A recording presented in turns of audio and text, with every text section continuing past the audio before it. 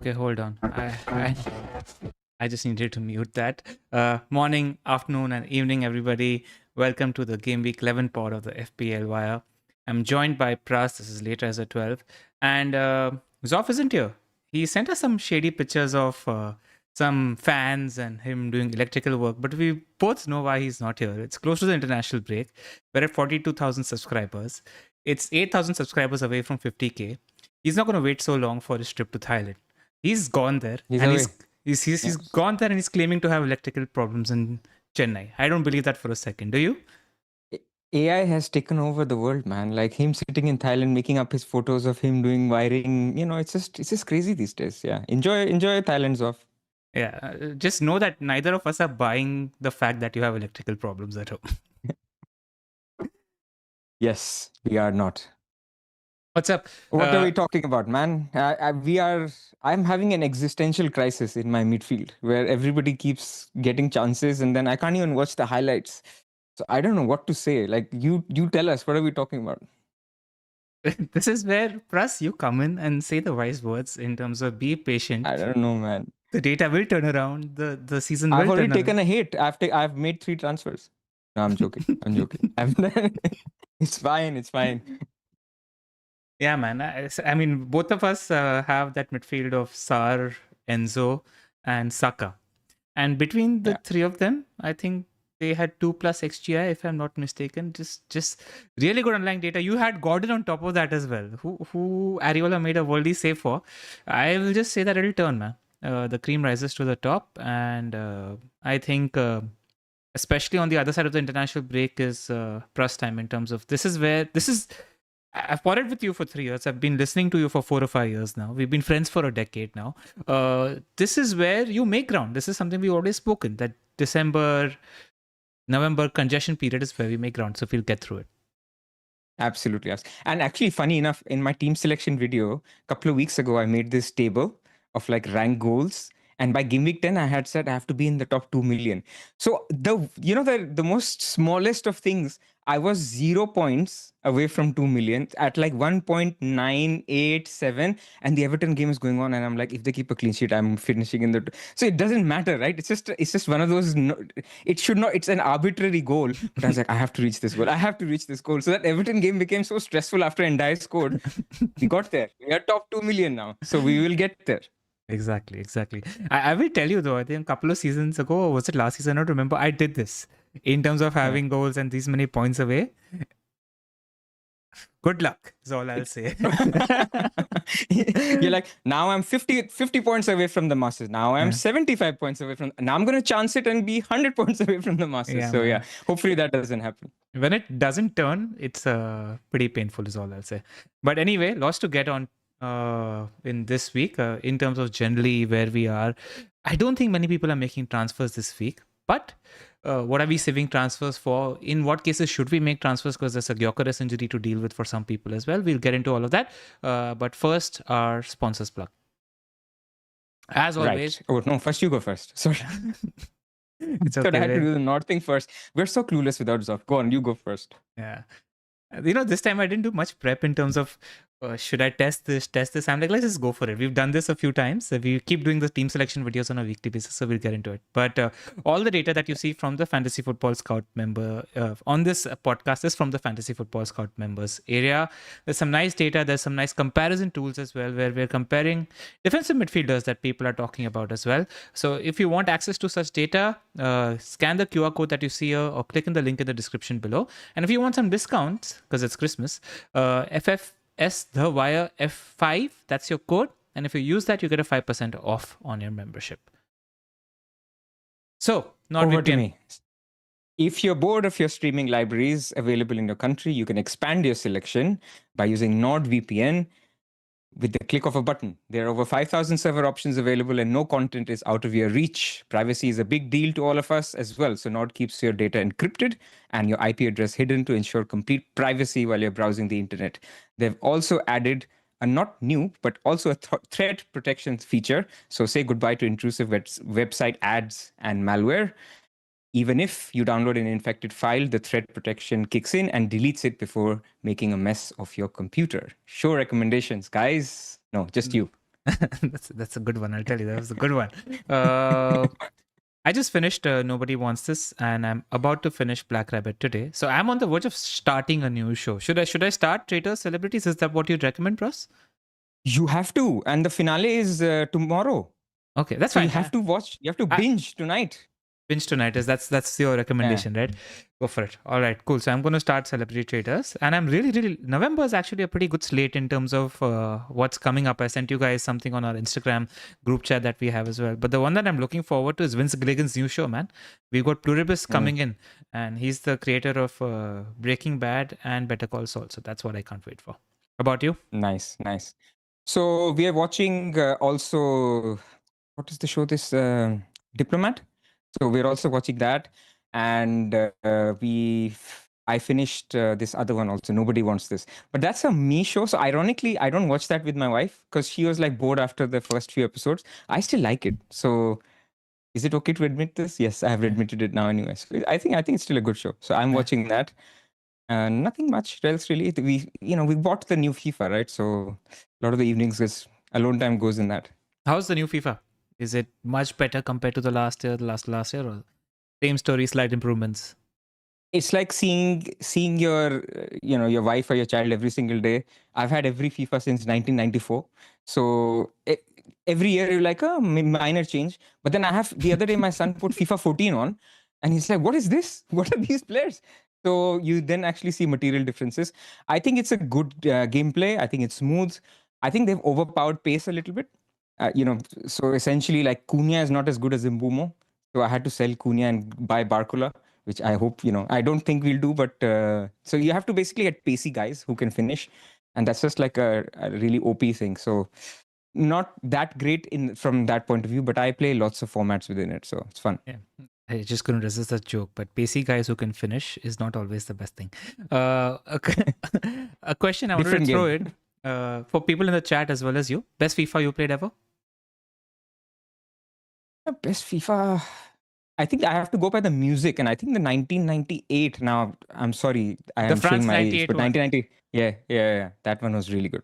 Yeah, and you know what I liked about the France 98 version as well? I mean, the music, and they had this indoor stadium game feature, which was the greatest. I used to play so much 5v5, and we had India in that. There was this guy called Madan Lal who kept playing for India at that time, which was also fun to play with. So great memories with FIFA 98. I'm interested to see what the chat thinks in terms of the best FIFA is. But while we do that, let's get into business. Look at the thumb there. Did you ever think this season we'd have Moses Caicedo on our FPL thumbnail? Even when DEFCON was introduced, did you think this would ever be happening? So genuinely, I'll share with the viewers and listeners. What happens is we have this group chat with Varun Bava, who makes our thumbnails, right? And I am 5.5 hours behind the guys. So they send a message in the morning and I wake up in the group chat and I see it. I saw this message, Caicedo and Rice on the thumbnail. I was like, this is a joke. This must be a joke. It can't be that. And then, he was serious. So I didn't correct you. But I get it. I mean, we want to talk about this, but yeah, man, like this is why are we in this world where we have to put Caicedo and I mean, Rice is a different story, but even Xhaka, even Paulinho, even Casemiro, we'll talk about that Rob T slide. Like they're all there, and you can't say anything because they're scoring and getting DEFCON. Yeah, I don't know. In a weird way, I do think that they're getting their due because you'd argue that they've been two of the best players in the league this season. At least they're in the top 5 along with Gabriel. Football-wise. Yeah, football-wise, right? So they're getting their due at least on the thumbs. So why not that? All right. But before that, there was a roller coaster that the community already went on in terms of thinking, is there going to be a double game week? Is there not going to be a double game week? And we do have an announcement. So what's the latest update, Pras?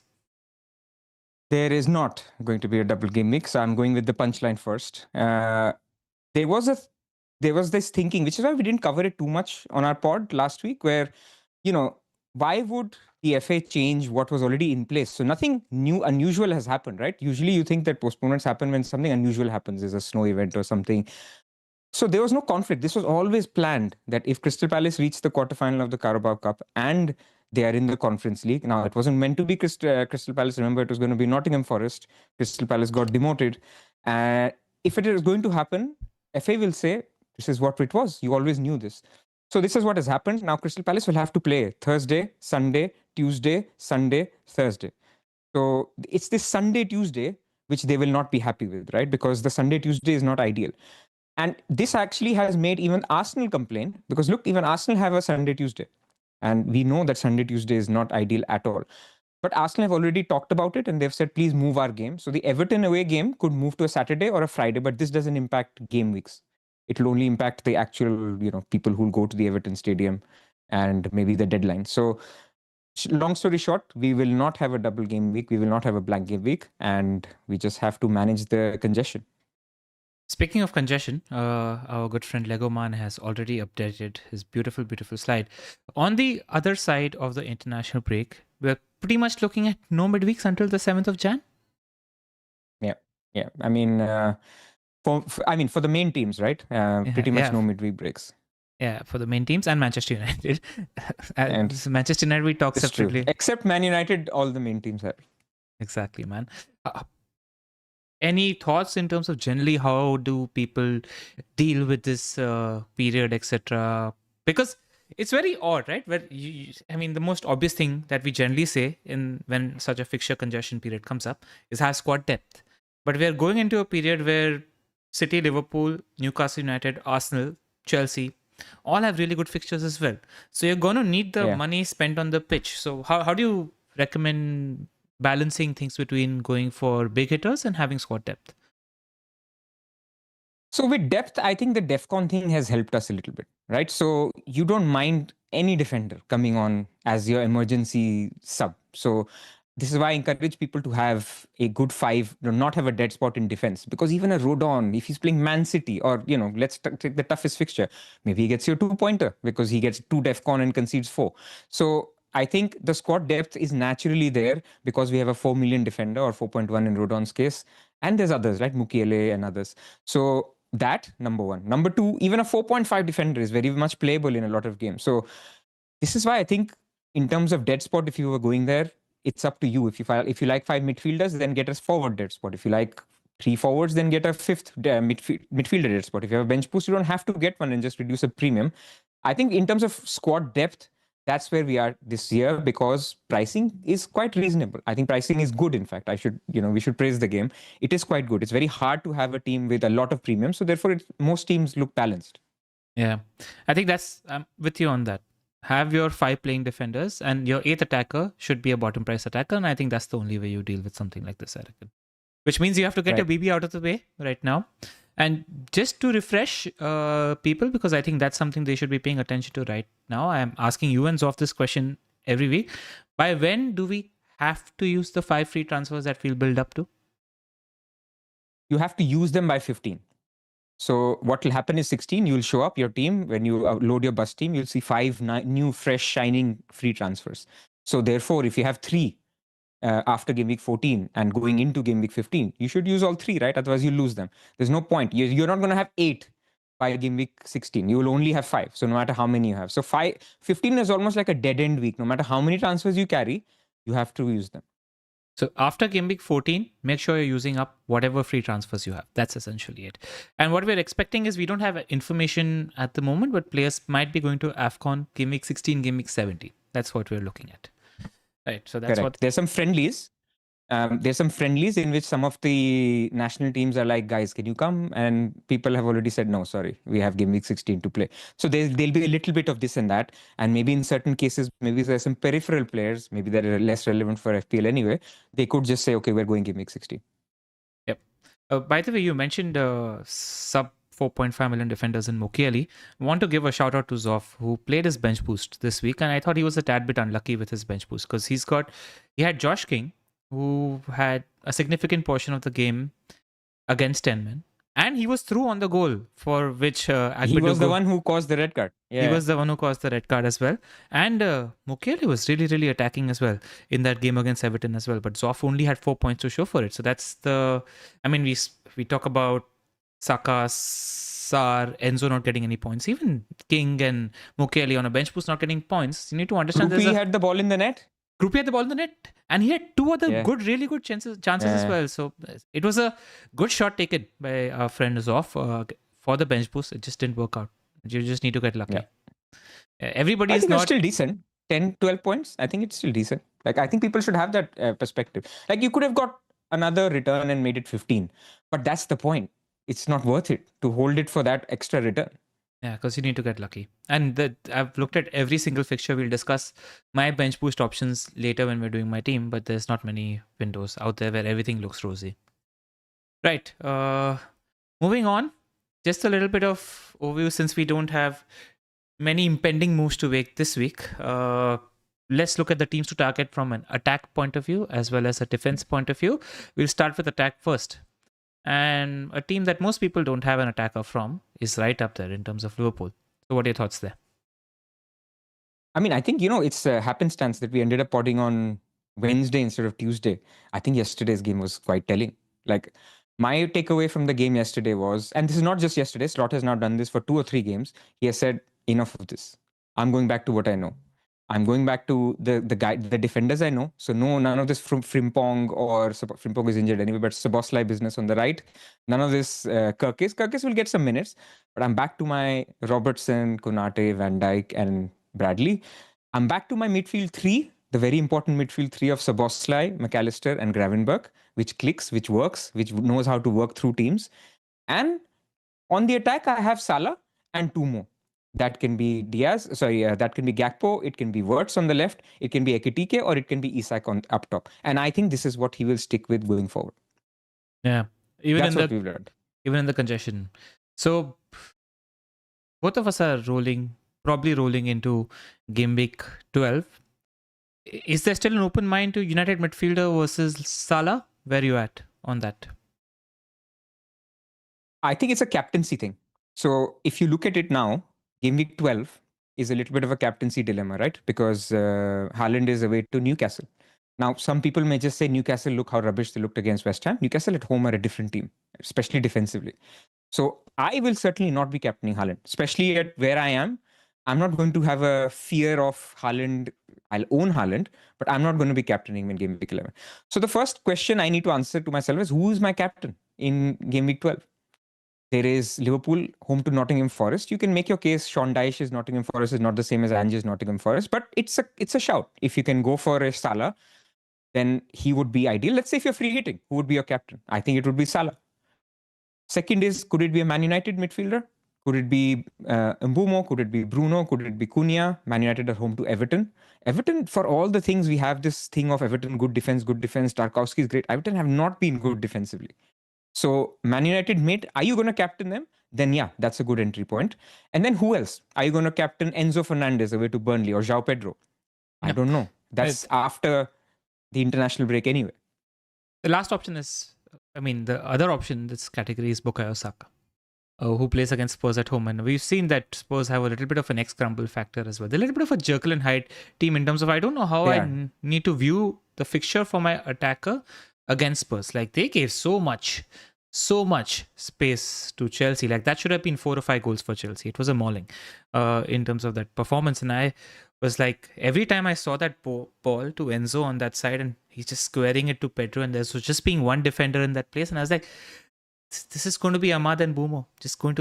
But managers learn, managers watch, and I think they will learn from the amount of space they gave to a team like Chelsea, and they will improve. But man, after watching that game, all I wanted was like, I need to get a United midfielder now, this week, because that's the game which they can take advantage of. But another learning, yesterday was solid. I mean, we have to talk about that Van de Ven goal, man. Like, what is that? I mean, I think it's the best Champions League goal I've seen, like, ever. It was incredible. I mean, especially from a defender with the run and everything. Like, we're not talking worldies from outside the box and stuff. But in terms of just class, like, the guy just outran the whole team. It was like FIFA. He was playing FIFA, essentially. When I play amateur mode or when I play my son, that's what you do. You just pick up the ball and you run with it and you score. Insane. And, we talk about this and we talk about form. But there's just, momentum is a thing. Like, it's weirdly works not only in football, it works in FPL as well. Like, Gay is kissed by the gods this season. And that's just how it is. That's how he keeps getting DEFCON. He just gets 10 DEFCON this season. Like, certain managers in certain seasons, whatever they touches into gold. Like, it's just a weird momentum thing. And with Van de Ven, it's the same, right? Not scored a goal ever, and now he's got 4 this season. That's just insane. Top scorer, 5. He's a top scorer for Spurs. insane. Even look at Incredible. Salah and Haaland, man. Just it's not as extreme a role reversal, but it's just a role reversal compared to last season. So that's how it works. But I'm with you. Very much an open mind to Salah, very much an open mind to United midfielders.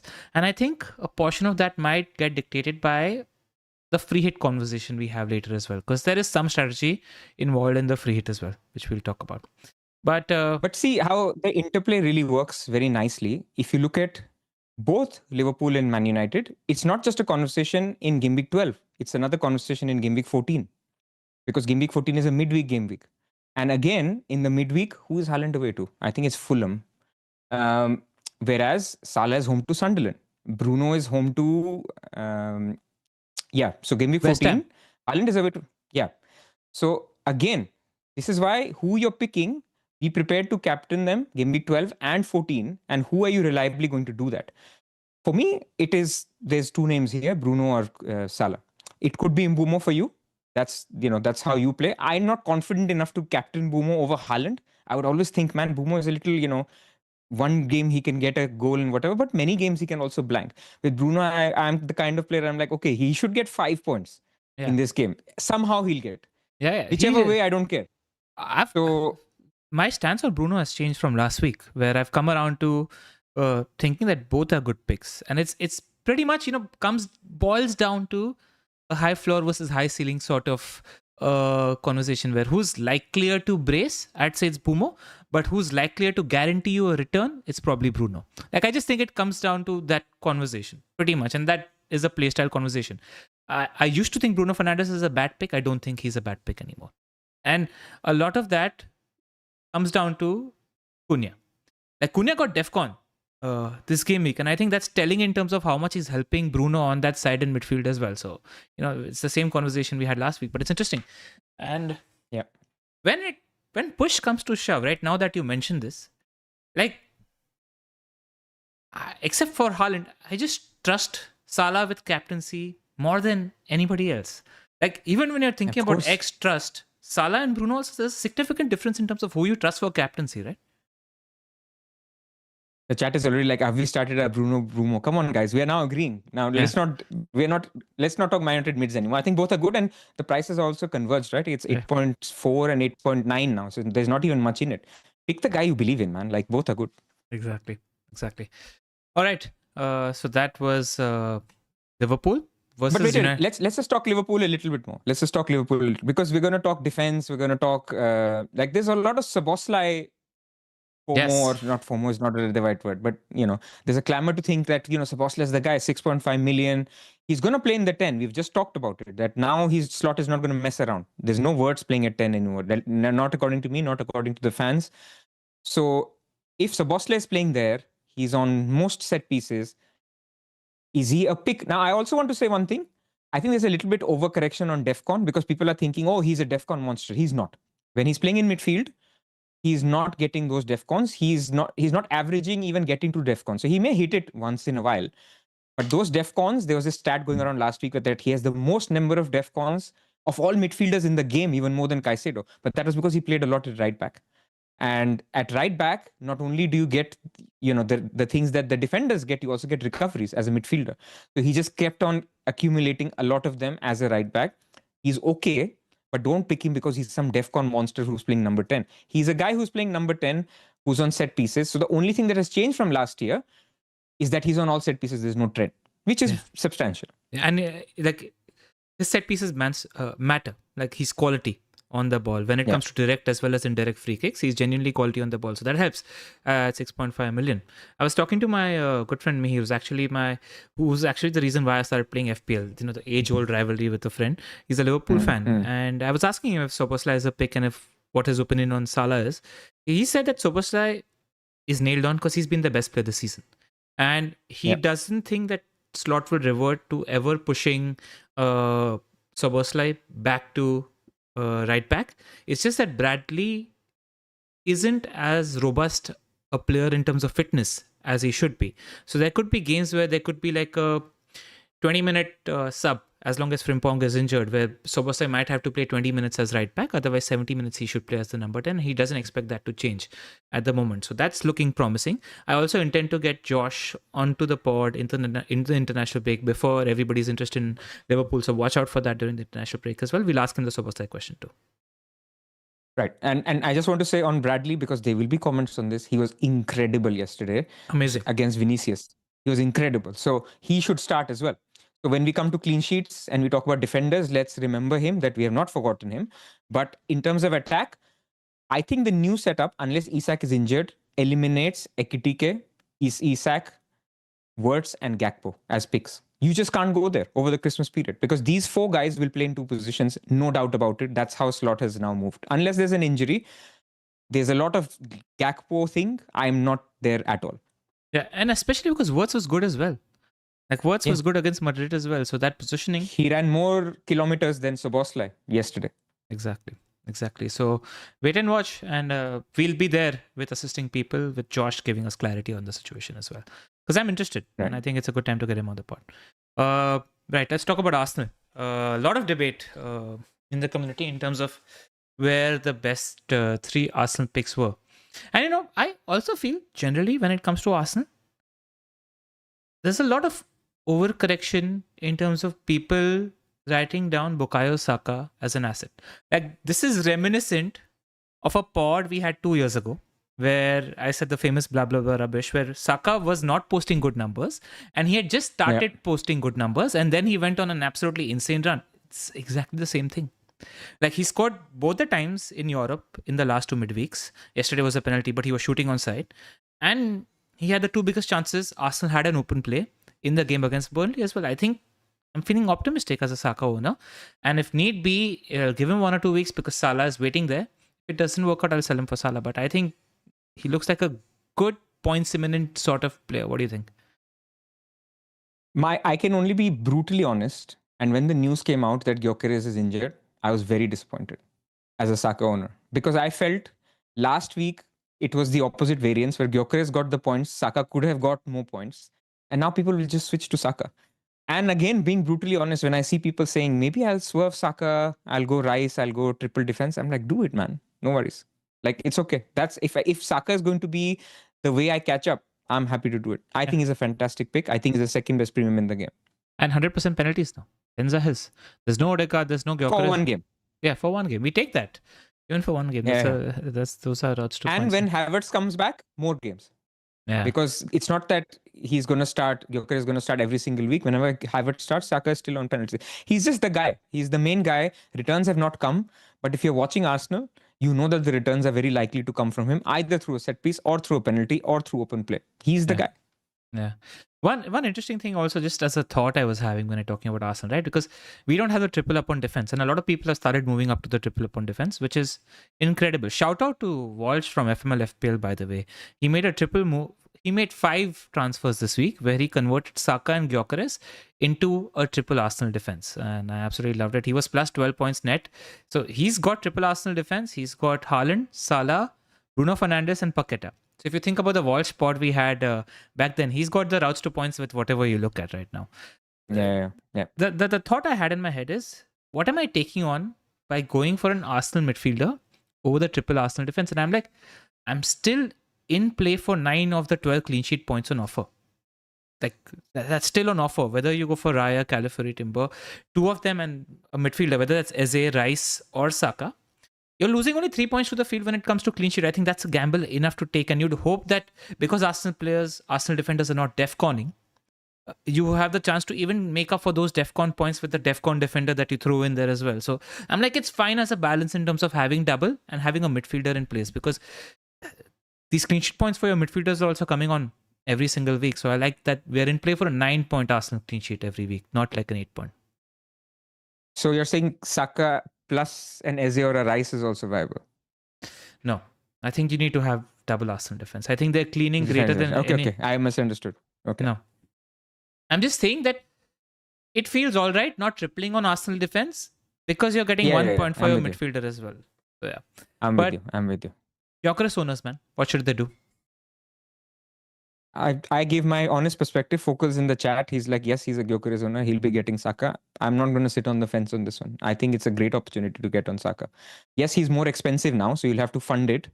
But it's doable, right? I mean, if you take Gyökeres down to, if you've used a bench boost to Giu, any midfielder can be taken up to Saka, and I think that's what people should be looking to do.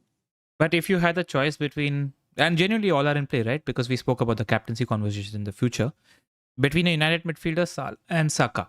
Because you're planning your moves and maybe you don't have more than one premium midfielder slot available. It's also an opportunity to set yourself to get that United or Salah midfielder with the price down on Gyökeres and getting maybe an Arsenal defender. I don't think that's a bad move as well in terms of team structure. Third Arsenal defender plus Man United versus Saka and a DEFCON defender. I think both are good. Like I'm going to go back to cats and dogs here. Like both are good. I just think with Saka, you're also putting funds in midfield where, if Palmer becomes good, or like I now have with Saka an option that I can take him up to Salah next week. So it's just a nice place to have your funds rather than putting it in triple defense. But I'm not against it. Like they're so good. Like look at the clean sheet odds here on the right. Every single week you have the best clean sheet odds. But the caveat is if you don't have Saka, you don't have a vice captaincy, a good option, you could potentially even captain. Like we talked about captaincy, right? Game week 12 and 14, Arsenal also have decent enough fixtures for you to captain if you wanted. So it's that element which makes me think Saka is nice. But if you want triple defense, man, go for it. Yeah, I don't think it's a wrong move whether you go for Saka or another midfielder, because there's United midfielder and Salah in play as well. And both are coming onto a set of great fixtures as well. So, I'm okay with that. But it's quite telling, I was looking at this chart earlier and what stood out to me was, if you look at the attack, there's 0.1 difference between the top three teams. So it's pretty tight in terms of where you go. And then look at our defense. There's 2.7 and nobody in sight. Literally nobody in sight when you look at defense. So I think you need to have a double Arsenal defense at the very minimum. Otherwise, you're bleeding points the way they're going. I mean, conceding one shot in the last 4 games, it's insane. I don't think we've ever seen anything like this. Not even prime Jose Mourinho did anything like this. It's nuts. Genuinely crazy. They will get their bad luck though. This is how probabilities work. These are not 100%. We think in our head now they're getting to 100%. You saw Burnley hit the post very late on in the last game. There will be games where they have one shot and one goal and people will be like, now this is not to scare people, but that's just how probabilities work. It's 51%. It's not 100. And I'll say one thing about the double triple defense, the other thing, right?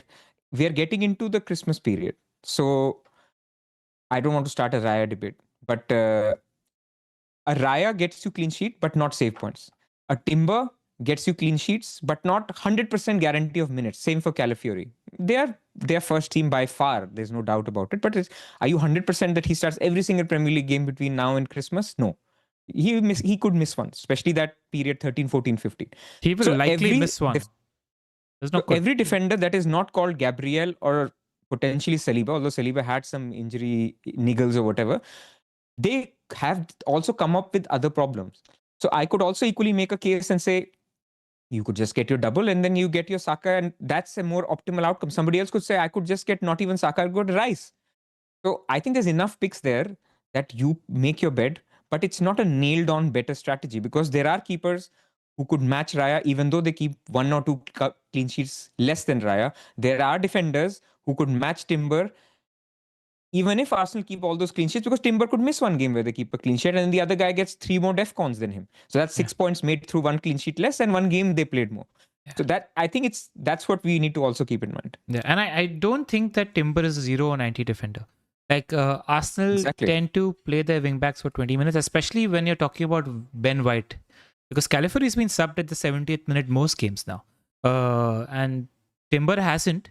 But if Ben White is starting, I can see Timber coming on for the last 15-20 minutes or something like that. So you will get one odd one-pointer if you're going for someone like Timber, in my opinion, as well.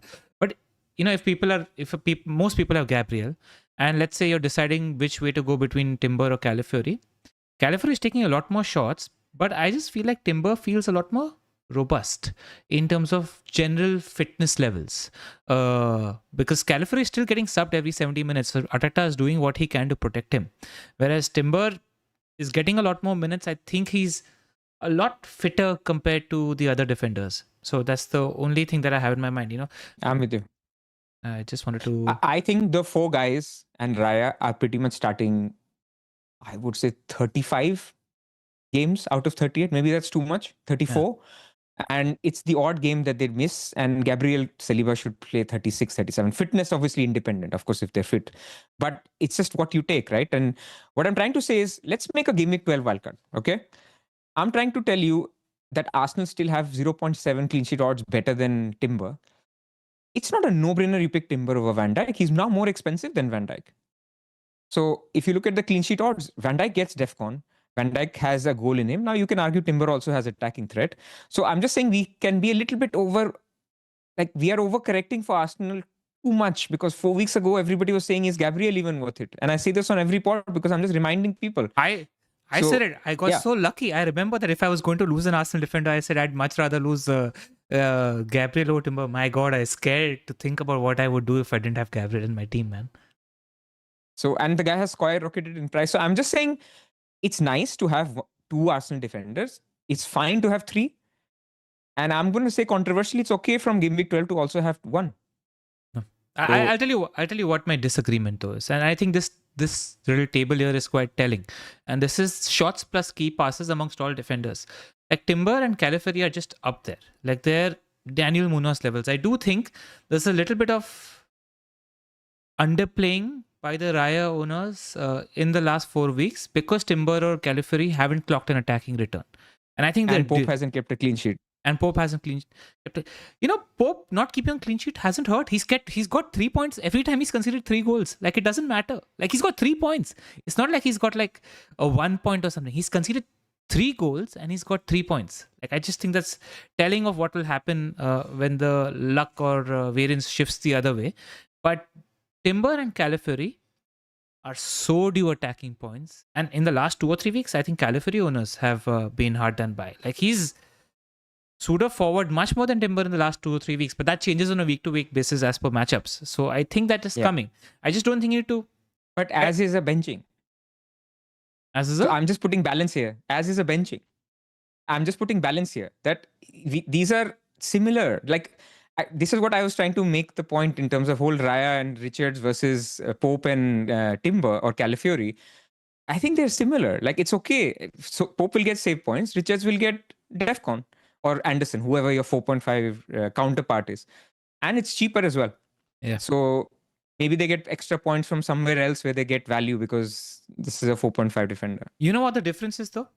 Like, at max to Raya, for that one game that Timber or Califari are benched, you will lose 4 points in terms of clean sheet points. I think if you get lucky, there could be a run of 3 or 4 games where they get 2 or 3 attacking returns. So in terms of upside, I think that the Timber Califari bet has greater upside just in terms of sheer insane attacking potential they have. So I do want to put it out there that there is a higher in a particular week. Yeah. In a particular week, but the other side of it will gain 2-3 points also in many weeks. In 1 week. I don't think too many weeks. Because of the DEFCON. I mean, Richards gained 3 points. Yeah, because of DEFCON, and they can also keep clean sheets because you have to play a Newcastle keeper against Man City now. Fair. Whereas they can bench their Anderson if they're playing Man City. So I don't want to get into the debate. It becomes like a cat and dog thing. I think both are good from an expected points point of view. It's a little bit of style of play and what you want to do with your transfers. And I get it. Raya is like the Edisons of this world, but it's worse. Because we used to pick Edison from Man City because there was no pick from Man City. There was never a triple up issue at Man City. It used to be like, who are the nail people? It's Haaland and Edison. That's it. Even the defenders you could not pick. At Arsenal, it's very different. You have good, viable, strong picks apart from Raya. So I completely understand both sides of it. Yeah. And I think because we debate in a sort of healthy way, I think it's good to debate because then what we're doing is giving the listeners both sides of the coin, which enables them with the information to make the decision. So I don't think we should stray away from the pros and cons from either side as well when we're just citing the points as well. That's all. And I think we've done a good job with that. Yeah, and one is, I keep Raya's 6 million, Richards and Anderson are 4 million. So let's take 10.5 million versus for one combo. Timber is 6 million and Pope is 5.1. 5.1. Okay, whatever. Yeah. So he's 11. That's 11.1. So there is also 0.6, 0.7 million difference between the two, depending on when you got. Some people got Raya at 5.5, 5.6. So I think there's a price argument as well, that they have a little bit more money to play with if they go down that route. There is upside. Timber has upside. The week Pope keeps a clean sheet and or Timber or Calafiori get an attacking return, people will see the other side of it. Right now, it's hard to make that case because last 3 weeks it hasn't happened. Yep. Let's move into Manchester City now. Haaland looks insane. That's not worth conversing about. Like, I think we're holding Haaland until January now, and nobody needs to think about selling him unless he gets injured. But Chucky got my eye, man. He's got 3 shots, 2 chances created. Finally, I thought that City have somebody who's showing signs of doing what De Bruyne did in terms of just like both the passes that he played for Haaland goals were genuine, amazing first time shots, and he took the free kick as well. He's cheap. He's in nowhere nailed because Marmoush exists, Doku exists, Savio exists, Bob exists, but just monitor closely. That's all. Yeah, and got him in draft immediately. Yeah, he looks good, man. And I'll just say, like, there could be a period now if your team is in a very robust state at the moment, and you probably have Salah in place or United midfielder in place, and you don't need to spend transfers there. And we've got more transfers than we need at the moment. At that point, you can start playing aggressive and see if you want to punt for 1 week or 2 weeks when it comes to these City high upside attackers as well. But they're in no way nailed. Note, City is the first or the same day in game week 13, 14, 15 as the fixture. And we know that we have people who do share information on Man City during that period. So we're going to come to a free hit discussion, and I'm going to give a wild theory that you just hold a free hit for the week that Haaland is benched, if he is benched. That's like a legitimate play. Like if there is a leak any of those weeks, because they're midweek fixtures, right? It could happen.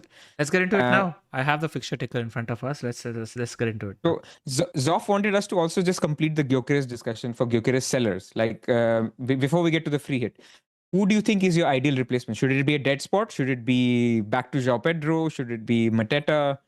Where should people go? If you've already used your bench boost, then get Gu. Don't even bother with Krupi, is what my opinion is. Just max out on how much money you can save, because Palmer is going to be in play soon. Salah and United midfielders are in play. You're going to want to spend money in midfield, in my opinion. So just go as down as you can. If you haven't used your bench boost, then it's pretty clear that Thiago is the budget striker to have. Brentford have some decent fixtures in a week or 2. Go there. If you don't have Mateta, shut your eyes and get Mateta, because he's just the most obvious pick to have, in my opinion. That's it. If you're going mid-price, go Mateta. If you're going bottom, go Gu. Don't even bother with Krupi. And if you want somebody for a bench boost in the future, Thiago's the one. What do we say about Mateta? João Pedro, man. Like, why is he doing this to us? To be fair, I think João Pedro holders will probably be more frustrated than João Pedro sellers after that game against us. Of course. But why is he doing this to us? Why didn't he even shoot for the weeks we owned him? And now he decided all the shooting will happen in the same week. Like, what's up with that? Because he's baiting those that kept him to keep him for a little more time. He's just showing enough. The next two are good, man. The next two are good. He's a fine hold for 2. I still wouldn't buy him right now. I'll be clear. I don't think you buy João Pedro now, especially with Delap fit, especially with Palmer coming into the picture. Minutes look sketchy. He's not a buy at the moment. He's a fine hold. Keep him for 1-2 weeks and then get rid. Yeah, I will just add. So I completely agree with you on the 3 segments. Wait for Friday for Isak news, because you could have a gem in Ekitike and you're scrambling to use that spot. But other than that, no, I think Mateta is the next best pick.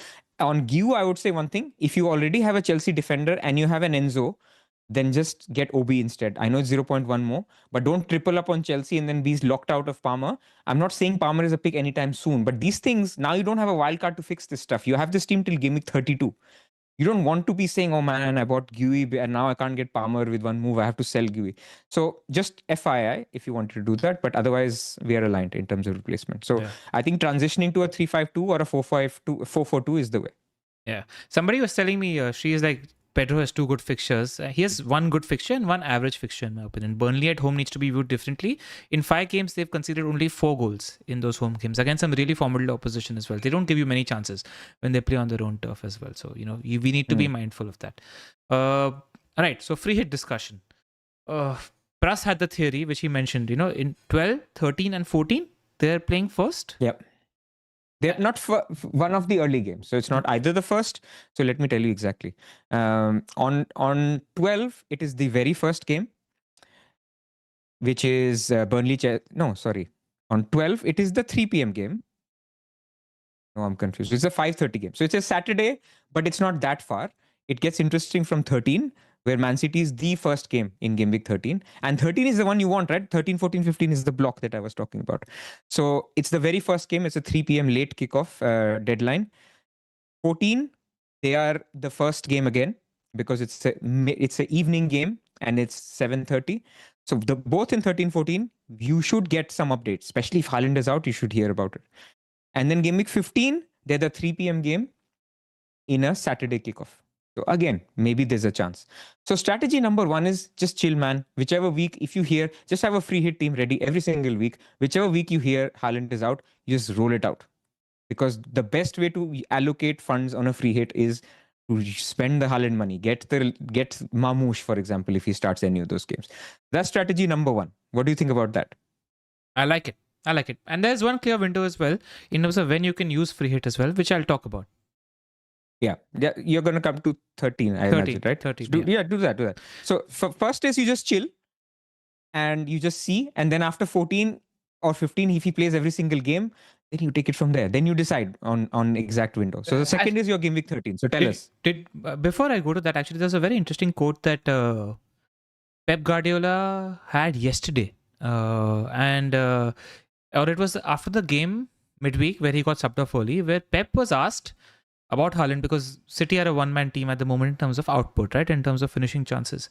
And he said very specifically that we're designing our entire team in the way so that Erling Haaland is not required to use that much energy so that we can use him every game. They're making sure that he doesn't have to run that much, that he doesn't have to use that much energy, etc. as well. That he's being efficient in terms of how many runs he's making, how many yards he's covering. That he's just meant... I'll share this exact quote in the comments in this video below, but watch out for that because that was very interesting in terms of it tells me at max Haaland maybe misses 1 game. I'm not too worried about a Haaland. Oh, of course. Benching, rotation too much. And we are talking about games every 3 days. So what happens is if in the end of a game, like that Villa game, he was a little bit limping at the end of the game because he hit that post. Yeah. And then they gave him a midweek rest. Now that was a European game. Sometimes it's the Premier League and they don't do that. But maybe it is a little bit of, he's feeling some pain and they discomfort and they miss out. With midweek games, anything is possible is all I was trying to say. And it actually happens to be the case that over those 3 game weeks, 13, 14, 15 is when they are early games. Yeah. Also, one interesting shout there is that we've lived in a world where Mamouche has been injured for the last 5 or 6 weeks. So even during congestion. Now, if you remember what happened during the Club World Cup, Mamouche and Haaland never started together. They experimented. Pep did a lot of formations, just jogging back a memory a little. So there could easily be a game or two in which Mamouche starts, actually, if you think about it. Earlier, he did not have the option because he didn't have a second striker to play. Now he has Mamouche, who's pretty good. He's no mug. He's pretty much like Alvarez in terms of, okay, Alvarez is much better at that time, but he's a good striker. So, you could see that out benching because we live in a world with Mamouche now. Exactly. If you're not wanting to rely on when Haaland gets not playing, etc., a good option to play a free hit chip, especially if you're someone like me who's got heavy investment in Arsenal and Chelsea, is Game Week 13. And the clear reason for that is, in Game Week 13, Chelsea and Arsenal play each other. Arsenal are playing away at the Stamford Bridge. So it's not the most reliable in terms of clean sheet potential. You'd think that maybe Chelsea get 1 goal, but it's Arsenal. They can clean against anybody. That said, go to the clean sheet odds. What are their odds for clean sheet in Game Week 13? I just wanted... I have not done this. Hold on. Yeah, because who are you going to pick? I'll do this very quickly. Yeah. There you go. Game Week 13, 32%. You can pick City, Villa, and Brentford defenders over your Arsenal defenders. If you're comfortable to do that. If you're comfortable to do that.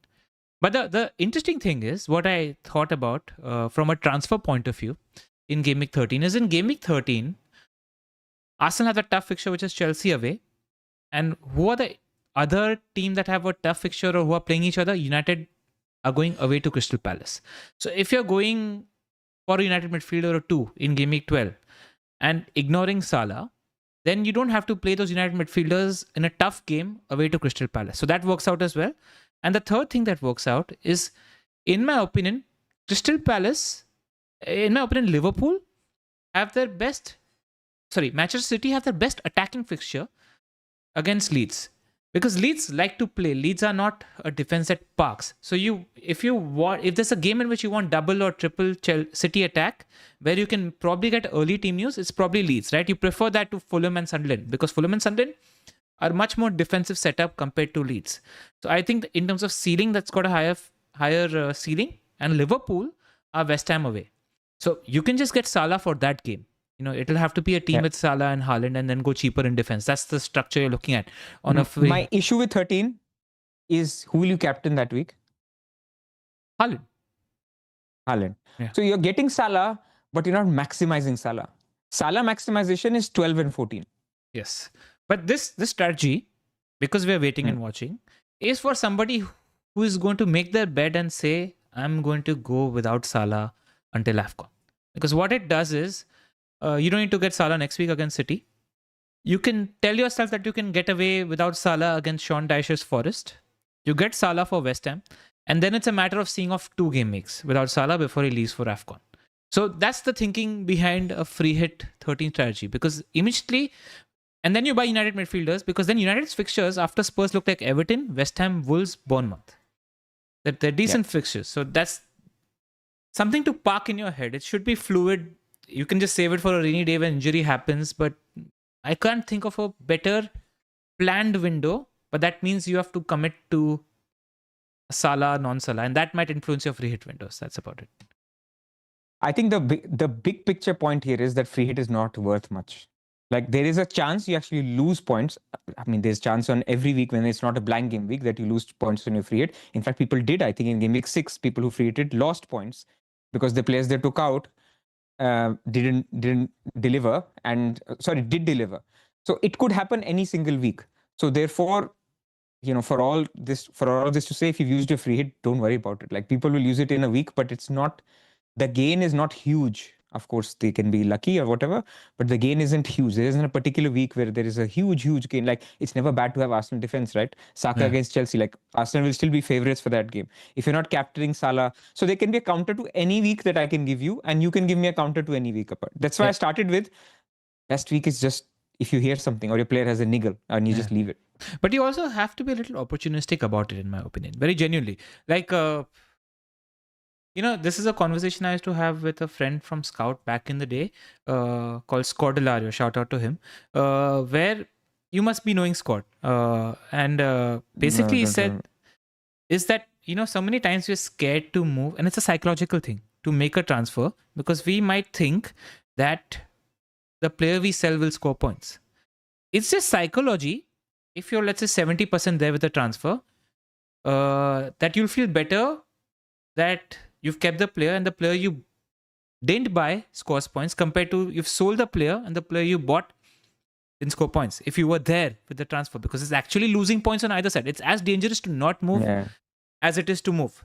In case of FPL, yes, you can carry forward transfers and things change and information changes, but I hear you. Our perception of free hit needs to change, where if you're not opportunistic enough and if there is a week to take a chance, it's as dangerous to not move and be passive as it is to be aggressive. I mean, it's almost like roles have changed, because I'm the one who, from the beginning of the season, goes, this is my window. I have removed it from the ticker. We had this conversation before the pod, right? We were thinking of doing that. And my point is, we could do it and it could look nice, but the gain is not as much as what we think. That's just, my view on how the fixtures have planned. In fact, this is why I was keen to use free hit game week 6, because I feel after game week 12, any week where you play the free hit, I can say, oh, you're free hitting in to get Van Dijk. Why don't you just do Timber to Van Dijk?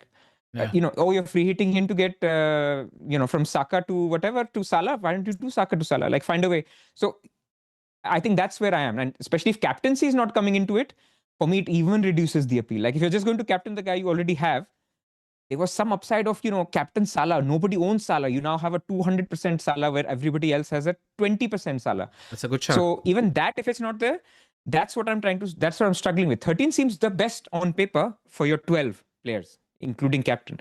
But unfortunately, you're going against, what are you going against? You're going against Not much. Arsenal defense. You're going against Saka. You're going against, Crystal Palace at home to Man United. Yeah. They batter us every time. So that's what I'm trying to say. And instead, you'll be picking Ollie Watkins.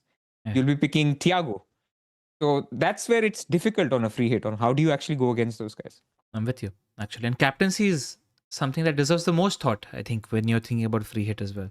So interesting conversation. One other thing I also wanted to say is, just in terms of captaincy is a factor that could decide, your transfers is a factor that you could decide. Another thing that could decide is saving it for a week where you can maybe predict rotation. This is something I look at the international break where I think there is a Sunday, Tuesday, Saturday turnaround. That's for Gameweek 14. Gameweek 14. That's Gameweek 14. Where you Midweek. can predict that you're going to get screwed by the rotation. Just try saving it for such a week and try to play that and try to get lucky as well. So that could be another factor in which you can look to play a free hit as well. So these are the factors. Look into it detail in the international break and then figure where you want to go later. All right, Pras, the team that has not been very nice to us on our wildcard. Let's talk about Newcastle United, where Gordon turns into Ronaldinho every midweek. I don't want to talk about Newcastle, man. I hate them. I didn't even want them. How did I end up with 2 Newcastle players, man? It's all right. Okay, let's talk about that. What do you do, man, with Eddie Howe's team? I think defense is fine, firstly. You look at them. Defense is fine. After Arsenal, they're still second alongside City in terms of clean sheet percentage for the next. So if you own a defender, if you own Pope, just chill. In my opinion, don't look to change anything. And by the way, if you extend this longer until game week 19 or 20 for the higher tier solo users, Newcastle are like equal to Arsenal because their fixtures until 21 are really good. So defensively, get past the next 2, ignore if they don't keep a clean sheet, keep the faith. Their fixtures long term are very, very good. So Pope is fine. No worries about it. A 9-pointers coming, I'm telling you. And then 45th minutes up for Gordon and Voldemade, man. I mean, 2 things. What was that? I'll read out the quotes. I actually have them saved here from Eddie Howe. Even though there's not a word of coming out of his mouth that we should trust, but I saved them just specifically for the pod. Where Eddie Howe said, yes, I was really disappointed in the first half. I mean, it started so well. We scored early and we thought we could grab hold of the game from the moment, but we didn't. We let it slip away and we were unrecognizable, etc., etc. And he was asked about the subs and he said, I almost could have taken anyone off and I did think that was a reflection of where we were in that moment in the game. And it's very, very rare for me to feel that way. In fact, I don't think I have been since the manager of Newcastle. So I felt the team needed some shaking up. And I spoke to Neil and I spoke to Heko, reliable Newcastle United fans. It was the kick up the arse, essentially, for these players in terms of, Gordon also was quite poor in terms of how much he kept keeping the ball away. And then he cycled back already. The pre-match press conference quotes for the Champions League game, which is happening later tonight, he's talking about Nick Woltemade having too much workload, etc. So it was a little bit of a rest, etc. So he's already circling back there. And Osula's not the fittest guy as well. So I feel like if I have to quantify, I think Gordon, because of the number of replaceable assets in Newcastle United in terms of number of wingers, is more sellable / replaceable compared to Voldemort. You think Voldemort's minutes are slightly more secure compared to Gordon's just because of replaceable value in that Newcastle United team. That's where I am. Gordon's gone, man. Like, I don't want to keep him. Like, he'll play, but when we talk about the team, Gordon is in every path that I have to get to either Salah or to Bruno. Yeah. So actually, for me, ironically, I don't care. Like, it's not even got to do with his performance. He can score tonight in the Champions League. I don't care. He will score. He will score, of course. But so to fund this whole thing, I need to get a cheap midfielder, 6 million or under. And I like Minte the most. So and on all these moves to get Salah or Bruno, now I'm getting a little team specific, but I have to get Minte before he rises because they're all very, very tight in price. So my answer is, if Minte is rising by Friday, I'll have to do the move. Like I don't care, because that's just how it is. Because I know I will have to move him out. With his minutes, it was a 4-week punt, and it didn't work out. Like, this happens all the time. People say try different things, don't build the template. I was like, yeah, let me get a penalty taking Newcastle midfielder who sometimes does well. He doesn't do well. What can I do? It's fine. So I'm not at all attached to him, and he may or may not be in my team by Saturday anyway. I think just by the way, Minte is outstanding as a pick in my opinion in that 6 million or under bracket as well. If you see here also, just behind the top 5, top 6 teams for projected goals in the next few, they've got some really good fixtures, and we're seeing rotation for everybody but him. So he's looks like 90 minutes, man. He's playing 90 Very minutes, good. and he's on some set plays, and he's first amongst midfielders 6 million or under for XGI. Brighton are sitting 5th for goals in the league and 7th for XG. So if anything that's reliable when it comes to Brighton is their attacking threat, is their goal threat, helps that the analytic models also support him. I think it's one of those fixtures actually where the eye test and the analytics are converging quite nicely. I have nothing to say against Minte, so I would say. And it's also the fixtures, right? He played Leeds already at home. He also has Sunderland and Burnley at home coming up in the next 10 weeks. He has West Ham away and at home as well. So I think his fixtures generally, there's some very nice home games where you can play him. You don't have to play him in all of them. He actually rotates well with your Anderson in the weeks where he has tougher fixtures. You don't have to even rotate him, but it's just a good option that works even from a predicted points perspective, where you don't have to always play him, but he's very, very good. Brentford at home, West Ham at home, Sunderland at home, West Ham away, and Burnley at home. These are all very, very good fixtures. Yeah, man.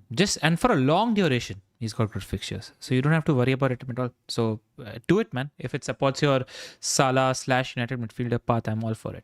Nothing against that. Yeah, and it's just a reminder, like, I generally don't like minutes risk players, and this is what happens. Like, you pick a minutes risk player with a ceiling. Now, it can also work the other way. People got Gakpo early season and it worked out, right? So sometimes it works out, sometimes it doesn't work out. For me, I did like the route to points with Gordon, but he's also lost a lot of set pieces. Like, even if Trippier is not playing, I saw Bruno Guimaraes taking some corners. Like, my thinking was maybe Trippier can't play every game. Gordon will take set pieces. He took those 2 penalties in Europe and he wants to be this big dog guy. Sometimes it works, it doesn't work. Like, I'm not attached to picks like that. It's okay, it didn't work out. All right. Cool. Wanted to ask you about a couple of other picks which we see just below Brighton.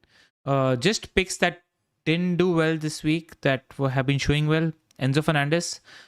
I thought he showed enough, man. I think he had 2 shots, 1 really good chance, and 4 chances created. Like, he had 1 point blank header and 1 point blank pass to Pedro where he should have scored. So there was a genuine goal assist sort of opportunity there.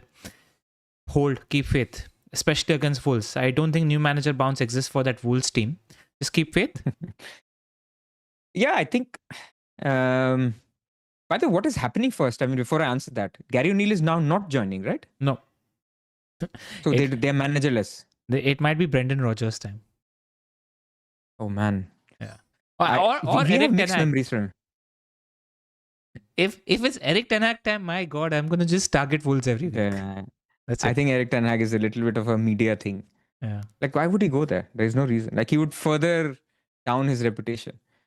I don't know why I was talking to the friends generally, right? And actually, what makes most sense, the only way they get out of this is actually hiring somebody like Tony Pulis. I don't think they can get there with a progressive manager. They need to sit back, defend, and like go old school if they're to get. They're going through a reverse cycle. You know, this whole let's gegen press. Now it's like, let's bypass the press. Let's go over. So yeah, maybe Sam Allardyce is back. Yeah. Yep. So hold faith with Enzo. Anything else on Chelsea? I think so. You want to note of? I still wouldn't touch their defenders, though Chalobah's back. The problem is Fofana's back. And the news that we heard is Badiashile is going to be back after the international break as well. So it does look a little heavy in terms of rotation, especially in a congestion period as well. So, I'm not confident about that. If you're going Chelsea defense, Sanchez is the one to go for. Zoph, where are you, man? I was getting Sanchez. He's now 4.8, man. I think he's great. And Match of the Day called him the best keeper claiming crosses. Or was it Match of the Day or was the commentator in the Premier League? And come on, man. Zoph, like... Yes, Sanchez is a good pick. You can get him. Right. And other players that did well, that didn't perform, Ismail Assar, man. Like, I think Sar owners have been getting away with it Sar non-owners have been getting away with it in the last couple of weeks. Points are coming. Like he was again due for at least a brace. Good pick. Be comfortable as a whole. Fixtures look good for the future as well. Wharton was back in training, which is only good for Palace. Also, just in terms of matchup, right? Interesting stat that I read: 50% of the shots that happened in the Palace-Brentford match came from set pieces. If you think about Palace versus Brentford, and one other thing that wait, shout out to Neil. Did you see the title of his scout notes? No, I did not. What is it? He called it the El Chaquico. Basically, the long. Yeah, that's a good one. That was incredible. That's a good one. But I think if there's a game that was tailor-made for Wharton to miss, it was the Brentford game, because his replacement Lerma was key in both the goals that they scored. If you think about it. And people think that now Richards is going to be back to being in the mixer grinder. No, because Wharton's immediately going to come back into the starting lineup. And that means Richards is going to be taking the long throws as well. Right. Semenyo, what are your thoughts there? He sucked you in and he's not been doing anything after. How am I doing this season? I don't understand, man. Like, he's not even looking threatening, and I'm watching the game. I'm like, is it this guy? He's ruined my whole season. Like, it'll come back. Like with Semenyo, of course, there's no worries, and nobody's selling him anyway because his great fixtures are coming in the future. Exactly. But he will sell. He will be a sell for me. Like soon, I think in 6-7 game weeks, he has a string of fixtures where he's playing top 6 teams, I think, consistently. Now, I know you will say those could be good games for him, but it's replacement value, right? Yeah. So, and I don't have money tied up in him. So actually, I think it will be an edge where people may hesitate to sell him because they have got 0.5 million or like he's not a Salah Saka level, right? It's not like he's a season hold, not for me anyway. Yeah. If you're not taking advantage of the value of a player that you were early on and selling him at the right time, what is the point of having that value, in my opinion? Like, I think you can take true advantage of that value if you sell him, not if you hold on to him. So I'm monitoring performance closely. If in a couple of weeks, even his good fixtures, he doesn't do much, I'm very open to changing. That's where I am. But Evan Nilsson coming back is good, right? So we know that. So, exactly. So this is the good thing. Yeah, because we spoke about it on the last pod as well, right? Krupi is more tip of the spear. Evan Nilsson is more Firmino-ish in terms of, he doesn't find himself at that many shot-taking positions as Krupi Jr. does, so which is good for Semenyo. Yeah. Right, that's it from an attacking point of view. Defenders also. Paqueta? Not the time to buy now. It's time then. Last good fixture, then it's a run of tough fixtures. You let him go. I think who should be on a free hit, you can do it, but otherwise no. Bowen, man, unlucky. So unlucky in that game. He should have gotten an assist. He should hit the post. Man, he's genuinely looking really good. Like, even though West Ham are not looking good, Bowen has carving one or two good chances out for himself. And I think Nuno's team will get into gear and they will be not an easy fixture to play against pretty soon. I mean, Nuno is a good manager, right? So exactly. I think we were waiting for a game like this. Ironically, I was thinking West Ham at home is probably right now, or West Ham being at home is probably the best fixture right now because their crowd turns very quickly and, it's like that atmosphere, and they had a terrible home record. Obviously, he turned in a performance like this against Newcastle in the very game where we had a double up.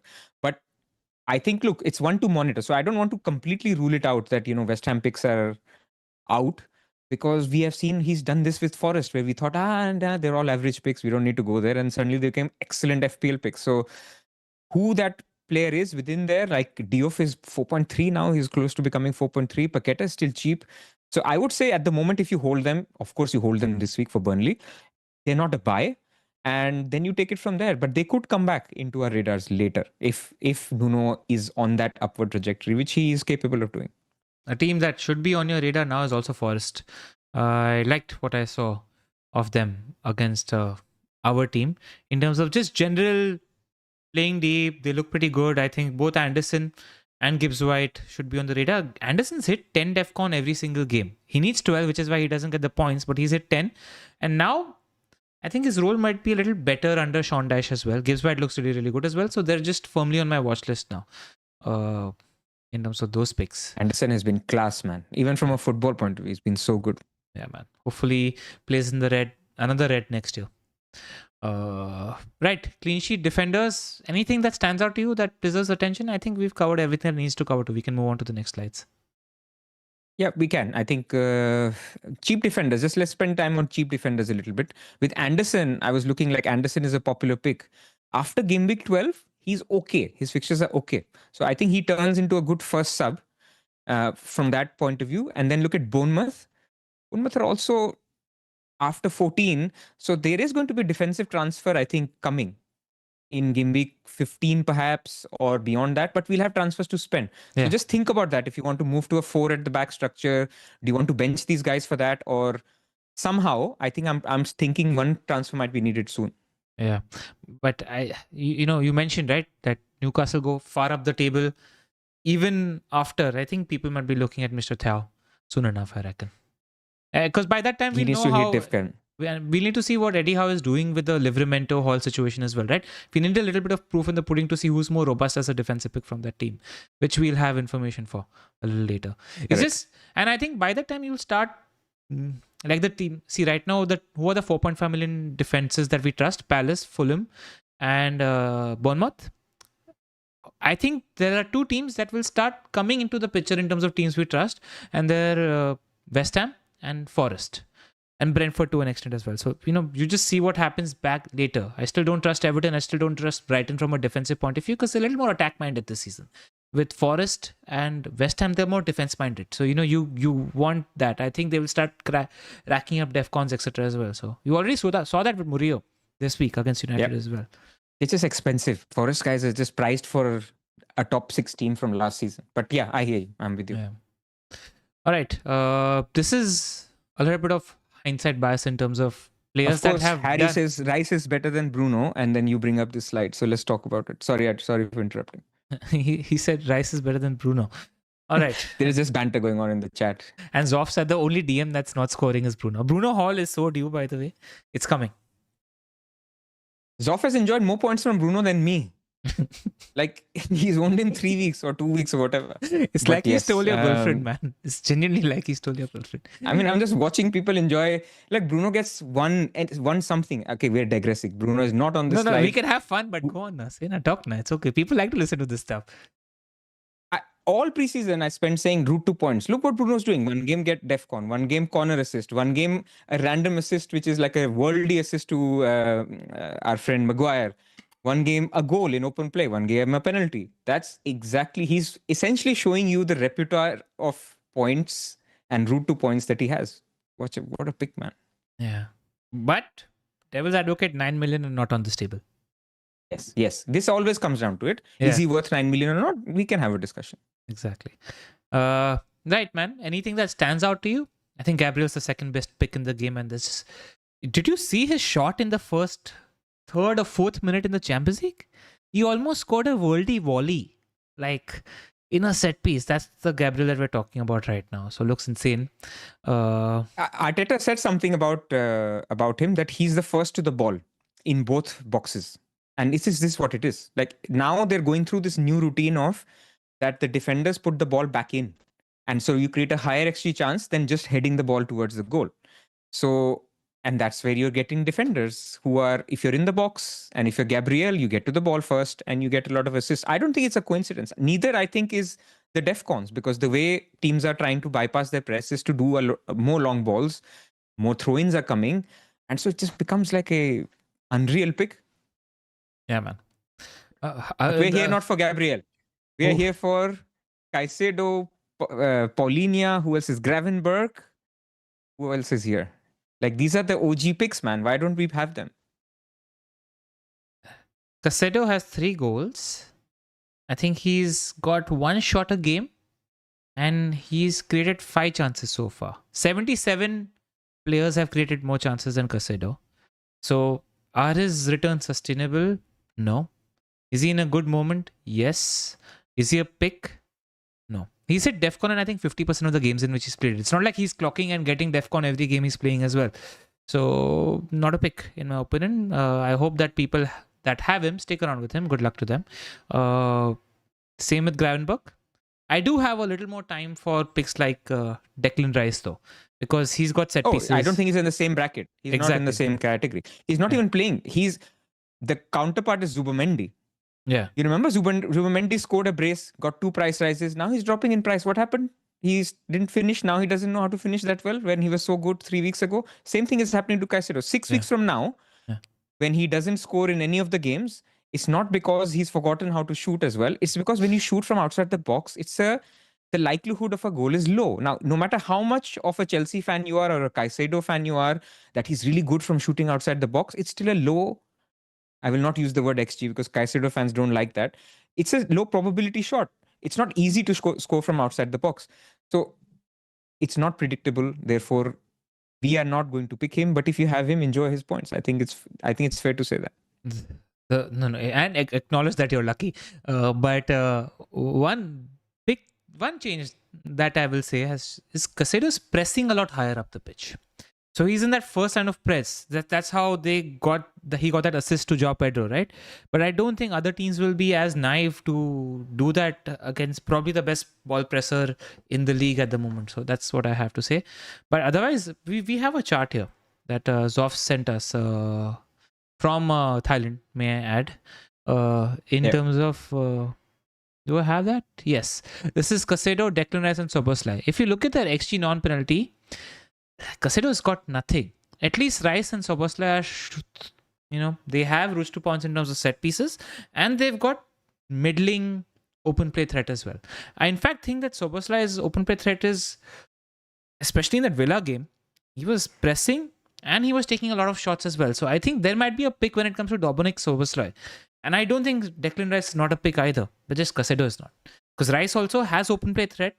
He's got DEFCON potential. And he's got set pieces. And he's got the best set piece delivery in the league. So that counts for something as well. Not much else to say. I mean, with Rice, it's a context point why he, for me, isn't a great pick. And it's not just as simple as, there are 3 better Arsenal picks. I think there's more to it. If we were in a world where Salah and Haaland both were the meta, then I think Rice is a fantastic pick because you can't get to Saka. I think if Palmer is fit, then Rice is a fantastic pick because you can't get to Saka again. I think in a world where Van Dijk is scoring a lot of points, or there's a keeper that's keeping, matching or cheaper than Raya, but matching him, not in clean sheets, but in points, then I think Rice is a fantastic. You don't have to go double defense. But in a world where those things don't exist and you have money available, then unfortunately, Rice is competing not only as a third Arsenal spot, he's competing with some of the other players who we've talked about, Sarr, Enzo, Minte, who for me don't take up an Arsenal slot and are as good. Maybe slightly not as maybe Rice outscores them slightly because he does play for a better team. He does get a clean sheet point pretty much every game, but he's not that much better that you have to use an Arsenal slot for it. That's my view on Rice. But I think the meta is about to shift in terms of Haaland plus 1 or 2 big midfielders, whether that's Saka or whether that's 1 or 2 United midfielders and Salah or Palmer. That's going to come into play now. So then you can shift it. Because we're about to shift into a meta where Palmer is going to get fit again and Salah is going to become a pick again because of the fixtures. So in this moment, I think we're in the middle of that transition in terms of having to go for 2 or 3 big midfielders as well. So then I'm much more open to both Rice and Szobozlai because both have good fixtures coming up. So that's the only devil's advocate thing I have to say. Yeah, fair enough. If the meta changes, I'm talking about the current meta. From Game Week 12, it is about to change. If you want to go for a setup like that, you want to have 5 at the back, triple Arsenal, double Arsenal defense, Van Dijk, Munoz, get all expensive guys. Don't get Saka, get Bruno and Rice. Yeah, it works. I don't mind it. Yeah. Also, one thing I wanted to mention actually was about Bryan Mbeumo. Because a lot of people were saying that he's like he's not consistent and he's not like a person who will get like returns in a lot of games. It's just Forest, before the Forest game, he got returns 3 games in a row. And if you look at the highlights package for United games in the last 4 or 5 games, out of the 5 good chances that we'll be creating, Boomer will be involved in 60% of them, whether he's at the end of it or creating the chance. So I do think that he can be a fairly reliable, consistent asset as well. I just wanted to say that. It's not a feast or famine situation with Bruno. It's not like Sarr, in my opinion. So I just wanted to add that. I think both are good picks. We talked about them. Yeah. I feel if you were to look at it only in isolation, I struggle with his price a little bit. Yeah, especially now. If you think about Mbeumo plus, let's take a Rodon, and you compare him with a Sarr and a Van Dijk or a Kukre. I mean, Van Dijk maybe is a better example because their fixtures are changing. I'm struggling to say why I would pay. Like Mbeumo is very, very good, but he's very expensive I at agree. 8.4, 8.5. I agree. Now, like I wish But I you got... can make the same argument for Bruno, by the way, and I would take that. It's okay. He's also expensive. Agree. But he's got the roots to points, which just adds to a little bit of cushioning, I guess, in the headset. Any other names you want to talk about here? I think I'm done. I think most of them are picks, except for the likes of the defensive midfielders that we spoke about. Outside of that, you're fine. No Gravenberch. I think No Caicedo. defenders being in here is important, right? But I think within defenders, there's also context. There's Arsenal defenders, which you've expected because they're just putting out clean sheets for fun. There's DEFCON defenders. And I think there's certain defenders whose actions are questionable if they're repeatable or not. And that's for people to decide. If you think Van de Ven is going to continue to score at this rate, then okay. But I don't think so. Now, it's very weird to say that after his fantastic goal. But if you think he is, then okay, he's a good pick. But otherwise, if we do this again in 10 weeks, I don't think we see Van de Ven in here. I don't think we see Caicedo, but we don't need to go into DMs. I think another one is Gehi. You talked about Gehi a little bit. His DEFCON per 90 is not close to Lacroix. So if we do this in 10 weeks, I would expect Lacroix to be above Gehi. Simply because there is no reason for him not to, because they get same clean sheet in the same games. They have similar minutes, and Lacroix should get more DEFCON than Gehi. But Gehi keeps getting attacking returns. It's not implausible that Lacroix does the same. So I think these are things that some trends that jumped out to me. Otherwise, DEFCON defenders are great, right? I mean, Senesi is up there. I think if Anderson was fit and Fulham's fixtures a little better, which they are now, he could be up there. So DEFCON is still important, and that you can see. Yeah. Just couple of pointers that you mentioned also about Van de Ven. If you remember, we were looking at Spurs players and he was popular on the Game Week 1 teams because Spurs had the easiest fixtures Game Week 1 to 10. Now that changes. The fixtures get a lot more difficult for them as well, which is why Van de Ven is not going to be in there. And shout out to Endai. He looks really, really good, but he's got a very high unsustainable conversion rate at the moment. He's at 50% conversion at the moment. He's taking a shot every 75 minutes. Those are slightly unsustainable numbers. Yes, he's on pens, but he's been a bit lucky too in terms of the chances that he's converted as well. So I wanted to add that into the mixer as well. Yep. Yeah. All fair points. All right. Before we move into this week's stuff, just some glancing at data. This is data in the last 6 game weeks. Mateta is up there. I think we've already spoken about Mateta, Haaland. Enzo is right up there. Enzo is actually top for... is second amongst midfielders for XG this season, period. He's been that good. That stands out to me. Salah, in the last 6 weeks, Salah and Saka are finding themselves in the top 6-7 players for NPXGI, so data is trending correctly. Welbeck's up there as well. We're just worried about Welbeck, rightly or wrongly, in the fixture congestion period. Should we be? I think we should be. I think we should be.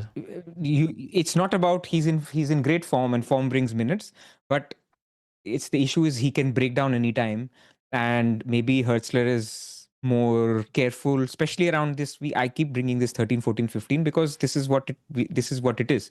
Not a lot of teams are used to playing midweek football. When midweek comes, managers can do unpredictable things.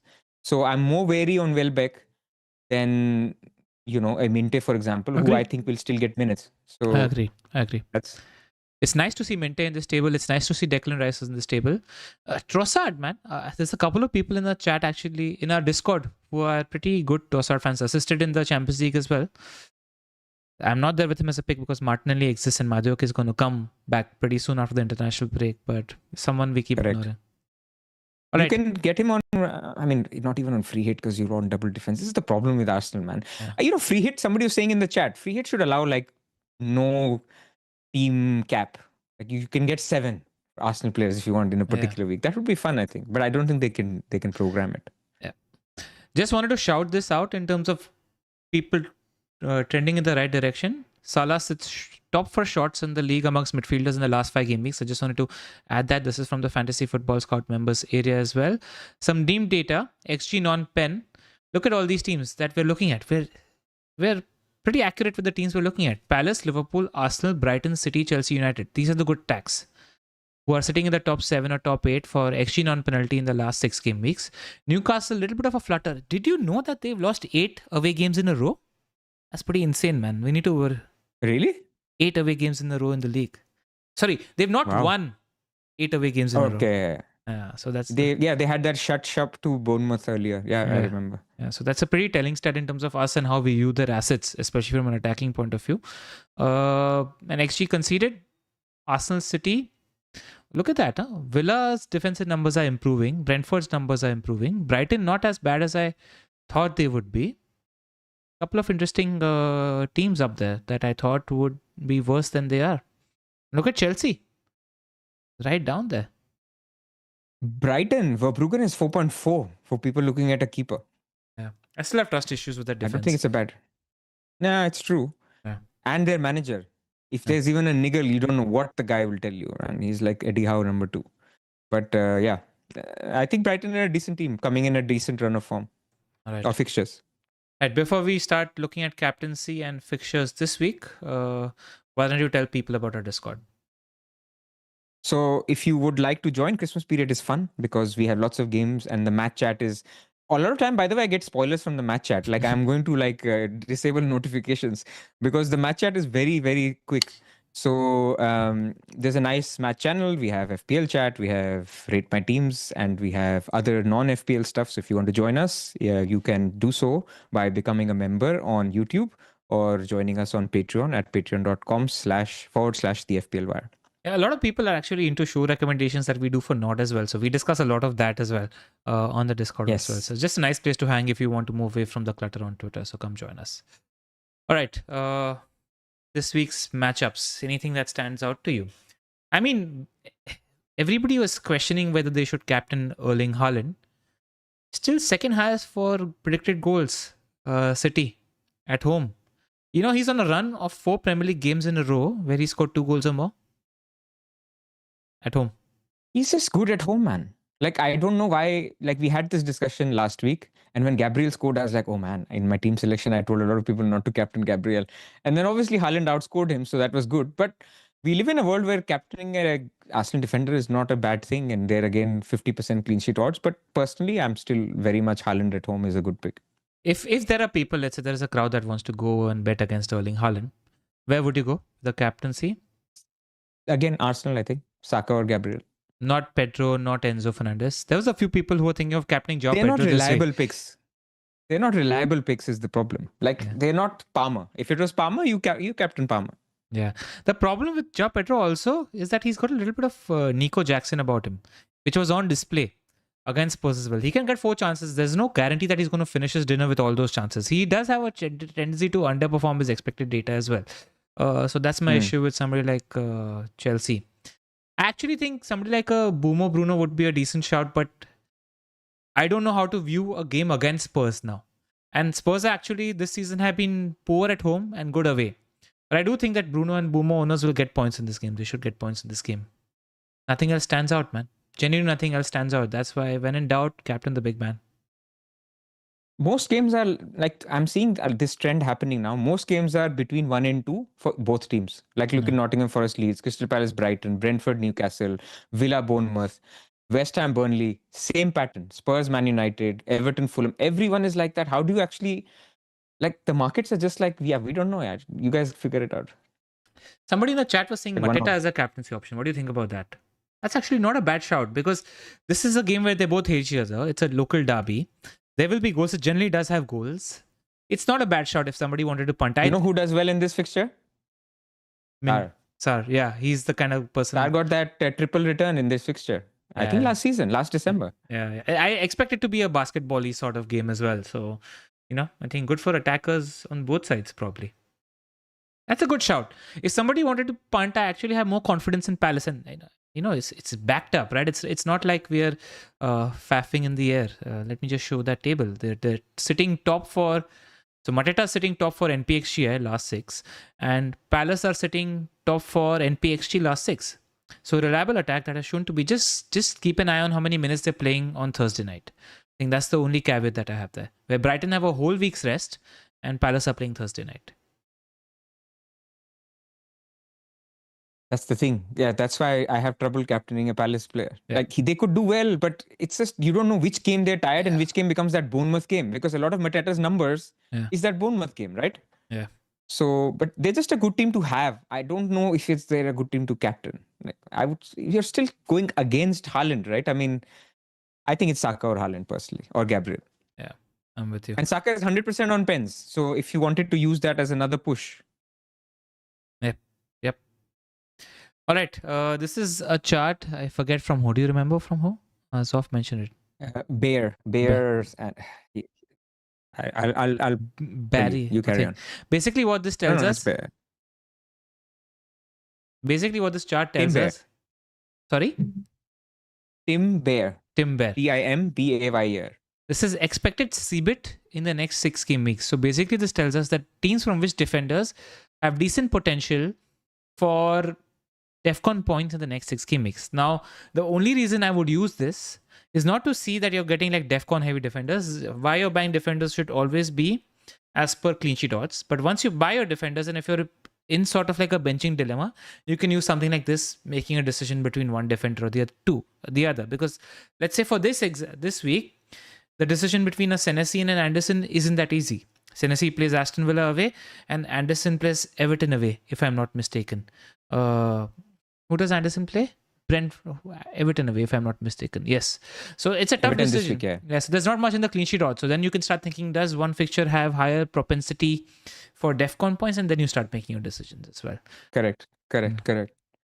I just don't know if the models are there in terms of predicting CBIT that easily so far, because there have been a lot of studies where they have tried to find correlation, clean sheet odds versus CBIT potential, or team strength versus, and it's not huge. Like, there are certain games where people get DEFCON because the manager has decided we're going to be lobbing the ball over Bruno's head, and Bruno keeps heading the ball out, or Richards, or whoever you want to take.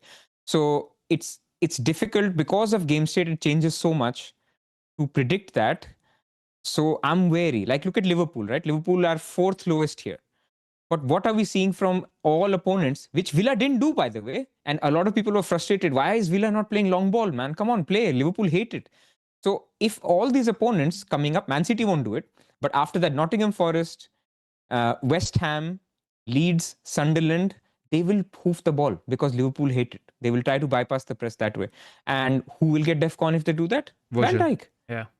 When Man United played them, was he not on something like 14 DEFCONs by 50th minute or something like that? Because what was Lemens doing? They were using him as that bait, right? That let Van Dijk head it, and then we'll get the ball. We'll get the second ball. And more teams will do that. They were gifting him CBITs. Yeah. But teams will realize that Villa tried doing the playing from the back thing against Pool. It didn't work. Simple as that. And now what helps with that as a counter is maybe teams don't do it because now there is Gravenberch, McAllister, and Szobozlai to get the ball as the second ball. So they go like, oh, we're just giving away possession if we keep doing that. So let's monitor this. But this is why I'm saying, look, I love predicted points, predicted models. I'm a little bit skeptical on how easily we can predict these things. We are not there yet, I feel. I agree with you. All right. Moving into our teams. Before we move into our teams, just wanted to say there's about 800 people watching this video, and we've got about 160 likes. As always, our views to likes subscribe ratio can be a lot better, guys. So if you could just hit that like button, we'd really appreciate it. Right, we've got Zoph's team. Fund that mojito. That mojito for Zoph in Thailand. Yeah, fund that mojito. Because we don't get any money from likes. It's just nice to get. Yeah, just nice to get. And we're not going to Thailand anytime soon. I mean, our growth rate has hit a standstill, guys. So if you want to help us, it's a festive period. It's the time to give. Make sure you're clicking the subscribe button as well. And this is Zoph's team. He's got 2 free transfers. He'll be doing the team selection video from Thailand a little later. But he's got Sanchez, Timber, Gabriel, Munoz, Senesi, Bruno Fernandes, Saka, Semenyo, Enzo, Mateta, and Haaland. And he's looking to roll the transfer. Perfectly good team, perfectly good role. No complaints. Yep, good team. Yeah, so nice also that he's got the bench boost out of the way. He was a little unlucky, but he took a good shot, in my opinion. And I think the Bruno Fernandes or Bumo points are coming this week. Right. And taking 3 free transfers next week is really nice. Yep. This is you, Pras. Why don't you read it out for the listeners? So Pope, Timber, Gabriel, and Anderson, Sar, Gordon, Saka, Semenyo, Enzo, and then up front Mateta and Haaland captain. So decisions for me, Haaland captain, I don't think is something I'm debating too much. Is only Gordon if I take him out to Minte. because that funds future moves. And there are two paths that I'm thinking that I will go, which is Gordon to Minte, Enzo to Bruno. So that's one path. This week? No. That list for 12. Okay. And the other path is Gordon to Minte also, Saka to Salah, and Enzo to Potts. So that would move a permanent 4-4-2. So that's why either of those moves require Gordon to go to Minte. So I may do that move if I have to fund it, because if Minte is rising, then I'll have to do it this week. So And the I other don't mind. I think transfers, both have good fixtures. the other transfers you'll make next week or in the international break. Of course, over the international break. There's no rush to make them. Like, no, Salah is not rising, Bruno is not rising anytime soon. Nobody wants them. All right. Cool. Interesting parts. And shout out to Potts, by the way, who was outstanding in that He was game very good. For West Ham as well. West Ham keep producing like good academy midfielders, man. They have a propensity to do that. This is me. I've got 2 free transfers, 0.3 million in the bank. A pretty big decision for me. I'll talk you guys through it. I've got Pope, Timber, Gabriel, Anderson, Sar, Saka, Enzo, Semenyo, Mateta, Haaland, and Voltemade. Haaland's my captain as things stand. The bench is pretty decent this week, where I've got Dubravka, who's put West Ham away, Dewsbury Hall, who plays Fulham at home, Senesi, who plays Villa away, and Rodon, who plays Forest away. Now, from what I've seen, these are pretty decent DEFCON fixtures as well. But from a clean sheet point of view, West Ham have gotten stronger. So the West Ham away fixture for Dubravka looks a lot weaker than it did earlier. Forest have gotten stronger. So the Forest away game for Rodon looks a lot worse than it was earlier. So my gut was maybe I shouldn't, bench boost this. And in fact, I looked at my moves on Tuesday, and I was 0.1 million away from doing Voltemade down to Guiu and converting Dewsbury Hall to Boomo, because I like Boomo, and I think this is the start of the run for Boomo compared to... but now I can't do it. Just because I was... in Boomer Rose. Just because I was... was... be complimentary this much about your picks, man. This is what happens. Because I was late on the figuring out, and in my head also I was like, I want to make a late transfer because there's too much football happening in midweek, right? So then, as things would have it, a lot more parts open up next week with the Salah versus United midfielder conversation, etc. as well. So I'm maybe now looking to save and bench boost this week. Just a quick brief. I did look at bench boost windows as well. These are essentially my bench players, and when they have good fixtures.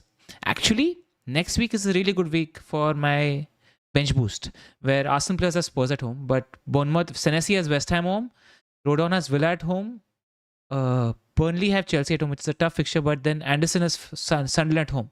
It's a really good fixture list for my bench, but that means that I have to stick with Dewsbury Hall and not convert Voltemade into a United midfielder or Salah or Saka, which isn't the most appealing thing, which is why I think I might just get rid of it this week so that I don't worry about it in the future. Get rid of it this week.